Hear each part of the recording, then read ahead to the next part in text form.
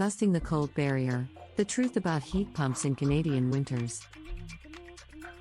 As the mercury dips and Canadian winters hit their stride, a common myth circulates that heat pumps lose their mettle in the chill, specifically past the minus 25 degrees Celsius mark.